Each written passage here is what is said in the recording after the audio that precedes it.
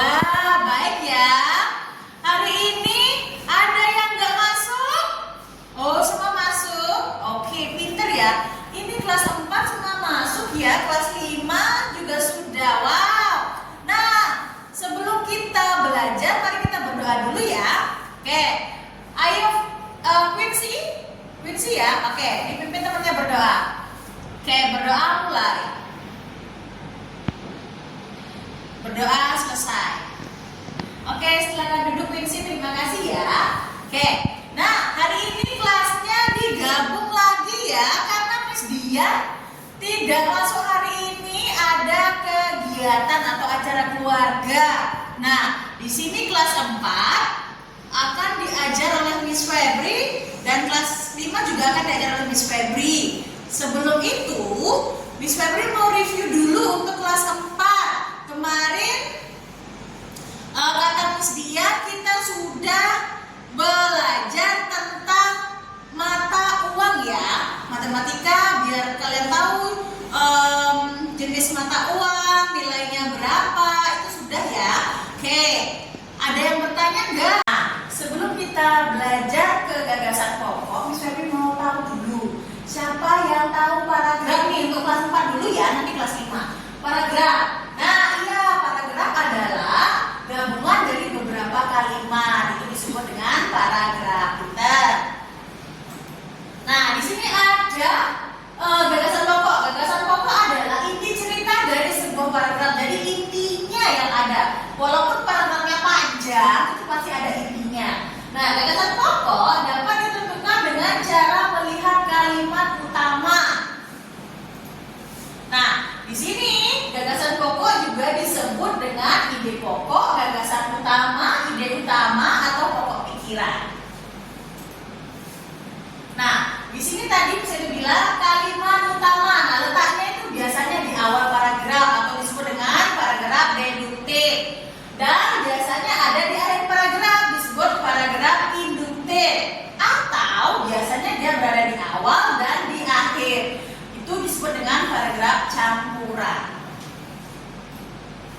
Nah, perhatikan di sini, Miss Febri punya paragraf sederhana. Nanti kita tentukan kalimat utamanya yang mana ya dari paragraf ini. Batik merupakan kain tradisional Indonesia. Kain batik dihasilkan dengan cara dilukis atau dicetak menggunakan malam, lilin yang dipanaskan. Kain batik berasal dari Pulau Jawa. Seiring berkembangnya waktu, batik tidak hanya ada di Pulau Jawa. Beberapa daerah di luar Pulau Jawa juga menggunakan batik sebagai pakaian tradisional, misalnya batik Bali. Nah, di sini kalimat utamanya yang mana? Ayo Lilai. Oke, Lilai yang mana? Batik merupakan kain tradisional Indonesia. Oke, coba kita lihat ya. Benar nggak jawabannya? Iya, benar. Itu kalimat utamanya. Nah, sekarang gagasan pokoknya. Nah, gagasan pokoknya adalah batik merupakan kain asli Indonesia. Jadi gagasan pokok dari paragraf ini adalah batik merupakan kain asli Indonesia. Pintar. Nah, di sini kita akan belajar tentang gagasan pendukung. Sebelum itu, ada yang bertanya nggak tentang gagasan pokok tadi atau kalimat utama? Sudah paham ya? Oke. Sekarang kita diskusi tentang gagasan pendukung. Di sini gagasan pendukung adalah informasi tambahan untuk mendukung gagasan pokok. Gagasan pendukung dapat ditemukan di kalimat penjelas. Perhatikan paragraf berikut ini. Nah, di sini ada paragraf. Batik merupakan kain tradisional Indonesia. Kain batik dihasilkan dengan cara dilukis atau dicetak menggunakan malam, lilin yang panas. Kain batik berasal dari Pulau Jawa. Seiring berkembangnya waktu, batik tidak hanya ada di Pulau Jawa. Beberapa daerah di luar Pulau Jawa juga menggunakan batik sebagai pakaian tradisional, misalnya batik Bali. Nah, di sini sama dengan kalimat yang tadi. Nah, kita lihat di sini kalimat penjelas. Kain batik dihasilkan dengan cara dilukis atau dicetak menggunakan malam. Yang kedua, kain batik berasal dari Pulau Jawa. Yang ketiga, seiring berkembangnya waktu, batik tidak hanya ada di Pulau Jawa. Nomor 4, beberapa daerah di luar Pulau Jawa kedua juga menggunakan batik sebagai pakaian tradisional, misalnya batik Bali. Gagasan pendukung, di sini gagasan pendukungnya adalah satu, cara pembuatan kain batik, nomor dua, tempat asal kain batik, yang ketiga, persebaran kain batik. Sekarang ini ada latihan ya untuk kelas 4. Yuk latihan. Buka buku penanya ya untuk kelas 4. Di sini kerjakan halaman 16. Ayo buka dulu halaman 16. Sudah? Oke. Kerjakan langsung di buku paket ya. Kerjakan langsung di buku paket. Boleh diskusi sama temannya. Nah, boleh diskusi. Kemudian kalau memang ada yang belum paham, boleh tanya ke Miss Febri ya. Oke, terima kasih ya. Sekarang untuk kelas 4 silakan berdiskusi dulu berdasarkan bukunya. Sekarang Miss Febri akan mengajar untuk kelas 5. Untuk kelas 5 sekarang kita akan belajar tentang alat gerak pada hewan dan manusia. Oke, siapa yang tahu alat gerak pada hewan dan manusia? Pernah dengar nggak? Oh belum ya? Oke.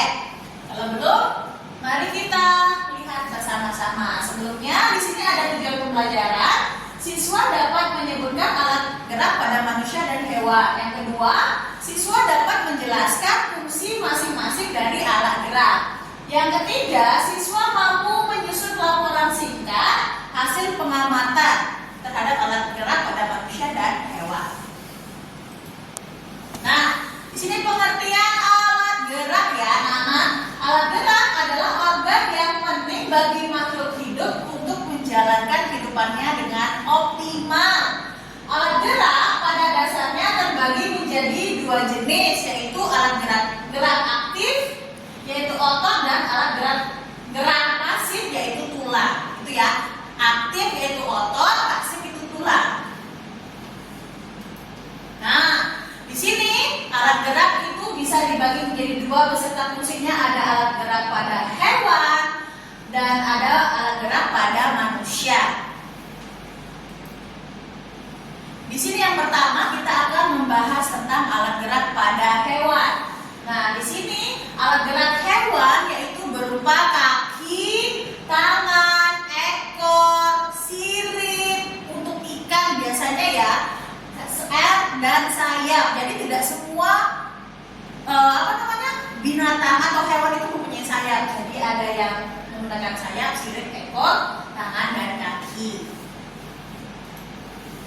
Nah, di sini pengertian kaki, tangan, ekor, sirip, sayap pada hewan. Apa sih? Siapa yang tahu? Gak tahu? Oke. Yang gak tahu di sini, yang pertama kaki. Kaki itu pada hewan merupakan alat gerak yang paling umum yang biasanya dimiliki oleh hewan mamalia atau primata. Adapun fungsinya adalah untuk berjalan, berlari. Biasanya kan hewan-hewan suka berlari ya, untuk menangkap mangsanya. Nah, yang kedua di sini ada tangan.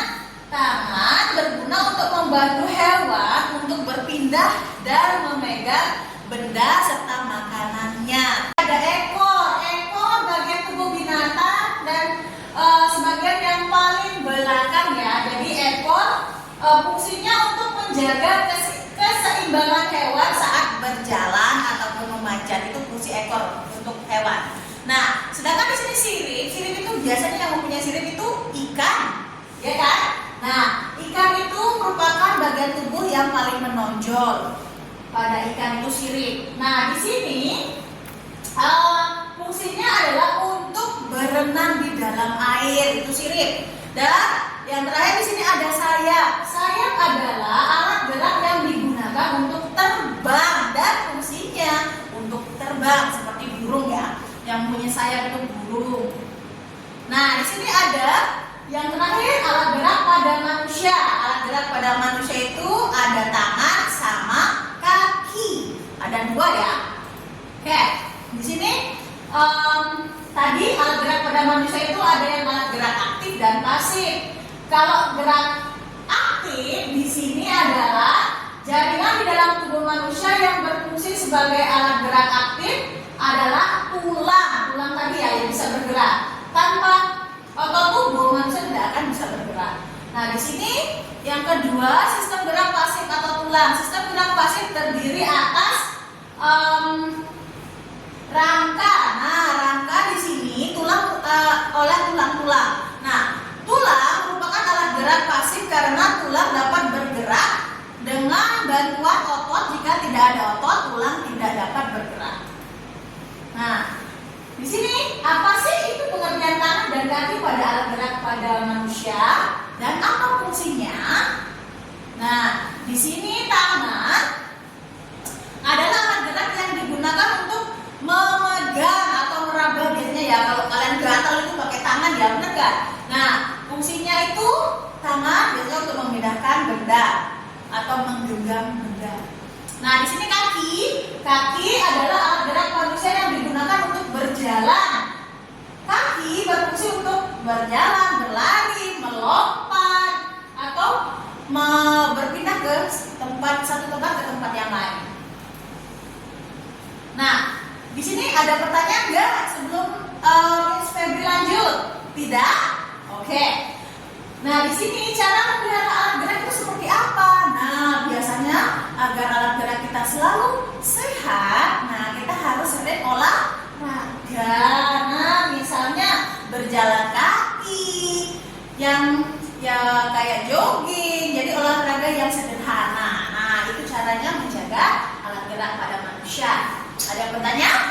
Tidak? Ya, oke. Baik. Nah, di sini Ibu punya latihan juga untuk kelas 5. Nanti kelas 4 masih berdiskusi.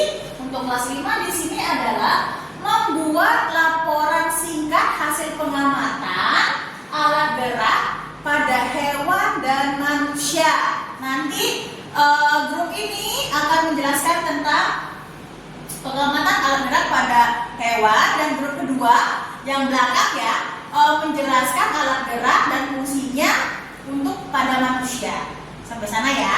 Oke, Ibu kasih waktu sampai jam istirahat ini ya. Tadi Ibu sudah kasih waktu ya untuk mengerjakan dan berdiskusi dengan kelompoknya. Sekarang silakan dikumpul ya, karena waktunya masih 15 menit lagi. Oke, silakan dikumpul. Untuk kelas 4 kumpul di sebelah sini, untuk kelas 5 untuk grupnya kumpul di sebelah sini. Oke, sudah ya. Nah, siapa tadi pimpin? Oh, Quincy ya. Quincy di sini dipimpin dulu. Oke, berdoanya. Oke. Oke, friend, mari kita berdoa. Amin. Oke, anak-anak, nanti kita lanjutkan lagi ya. Untuk pertemuan selanjutnya nanti akan dilanjutkan oleh Miss Dian untuk kelas 4, nanti untuk kelas 5 dilanjutkan oleh Miss Febri. Oke, silakan